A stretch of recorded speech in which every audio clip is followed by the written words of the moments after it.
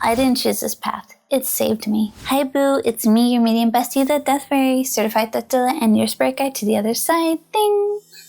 I didn't start talking to the dead because I thought it was cool. I started because I was broken, and spirit was the only thing that helped me put all the pieces back together. I grew up hearing, "You're so weird," from all my family and loved ones because I could see things that weren't there. I felt things that weren't there. I would say, "Oh, there's ghosts here. It feels funny." And because nobody else could relate, I was weird or strange or just an emo girl, or whatever you want to call it. After 12 years of being raised by an abusive parent, and then a string of abusive relationships, I really knew pain. I knew what it felt to not love myself.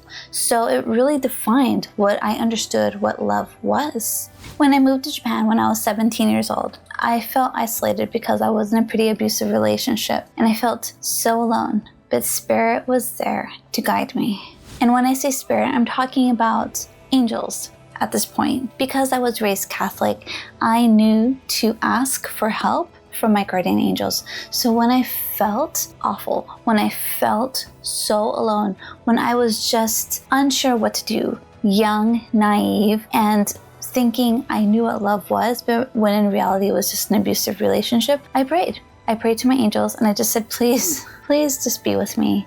And when I tell you I felt them just be around, or I felt like instant love, it was so helpful. I really could feel them protecting me. And I would always tell everybody, because they would be like, "How did you survive that? Or you have such a crazy story. How did you get out of that?" I always tell them I had guardian angels. And I'm not joking. I did. During this time in Japan, my partner was a spiritual person. He studied Reiki, and although he was very abusive and cruel toward me, I learned a lot of what it meant to understand energy through what Reiki was. Also, Japan is such a spiritual place.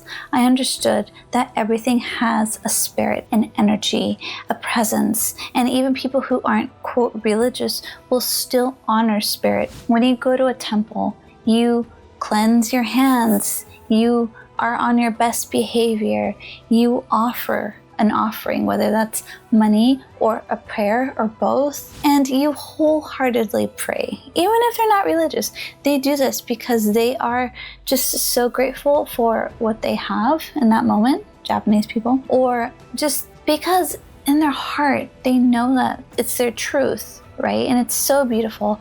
Again, I was raised Catholic, and while I don't agree with the Catholic Church now, I do feel spirit when you pray the rosary, or when you go to light the candles, or when you go to a church and you are there looking at a statue of the Virgin Mary. There is so much energy and beautiful spirit there. And going back to Japan, every little thing that happened to me has led me to where I am here, right here now. I lived in Japan from 17 until I was around 30, and every little thing that happened to me during that time has really strengthened who I am as a person, a spiritual person now. I learned spirituality through Japan. I learned what Reiki was. I worked at a haunted preschool. I learned spirituality. Everything has a spirit. I learned about Reiki.